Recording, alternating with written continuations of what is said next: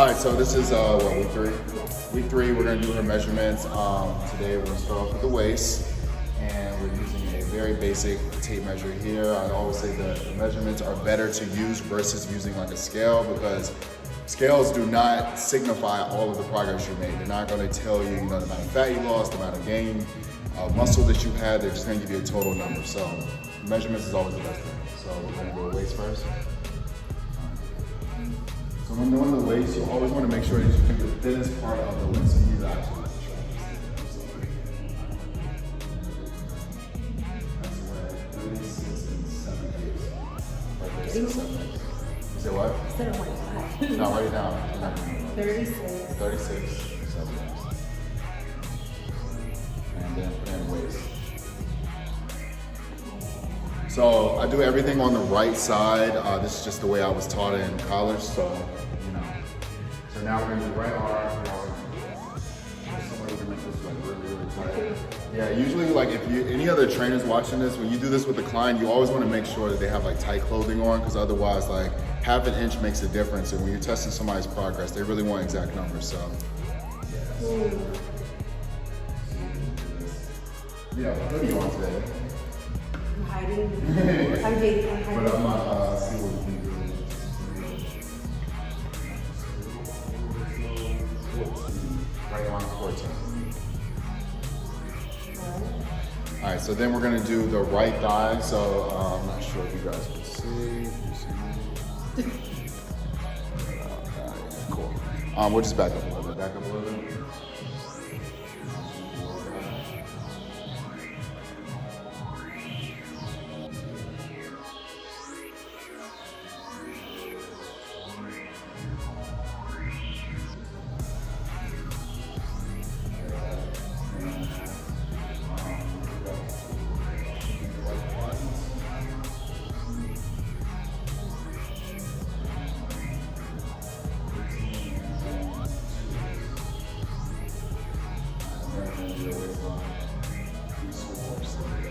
So now we're about to do her, we did her upper waist, and now we're gonna do her hips. Now when you do the hips, you always wanna measure the widest point. So actually scoot to the side, to the side right here. So the widest point that the glutes come out the most.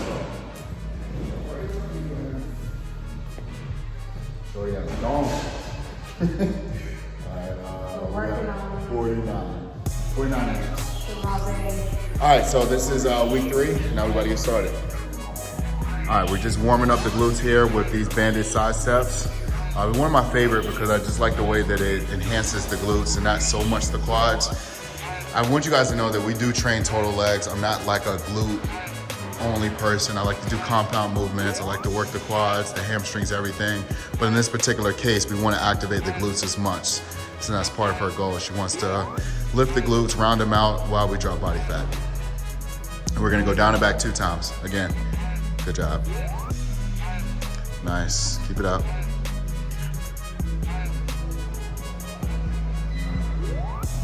Here we go. How's that food been going? Good. Back on it? Yeah. All right, cool. Nutrition is everything, man. You can do what you want in the gym. Like I tell people all the time, you can work your ass off, but that shit is pointless if you are not training. I mean, if you're not eating right, you're not gonna reap all the benefits of all of that hard work that you're doing in the gym without the proper calories. And notice I say calories because I'm not a strict dieter person. I don't think you have to be strict. It's all about balance and eating the right type of calories and burning off what you need to burn off in order to see your results. All right, then we're moving on to these step ups here. This is actually one of my favorites for building the lower glutes here. So again, the basics work. I know a lot of you guys want to see a bunch of different crazy angle hip thrusts and glute bridges, but I stick to the basics because this is what has getting my clients results. So we're going to be doing 10 on each leg for a total of 4 sets. Nice. And the main thing to also pay attention to here is like, try not to let your arms swing the weight. Like make this a full leg workout. So a lot of times when people get tired, they'll swing their arms up to kind of build the momentum to get up on that bench. But just use the dead weight of your legs, and that's gonna help build more muscle and make it just harder. Push your body outside of that comfort zone. Good job. All right, so now we're going straight into these hip thrusts. Main thing here, guys, is notice how she's pressing off the heel of her foot, and also she has her legs in a good 90-degree angle, keeping those knees flared out. And this is gonna put more tonus in the glutes. And we're gonna be going 4 sets of 12. This is our, third set? All right, so we're gonna be increasing the weight each set. All right, so we're moving on to these cable pull-throughs. Now, just like a hip thrust, this is gonna use full hip extension. So as she pushes back, notice how she's gonna hinge her hips back. And this is the key here. So you really wanna hinge those hips back and then squeeze through and really cup the glutes here.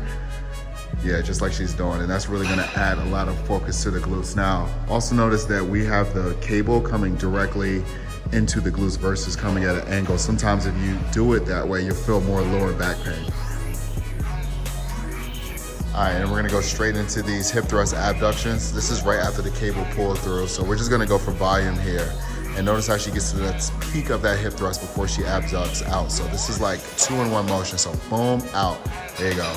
Up, out. A lot of the times you guys are kind of like combine the motions too fast. While you do wanna make it fluid, you also wanna make it effective. So 20 reps.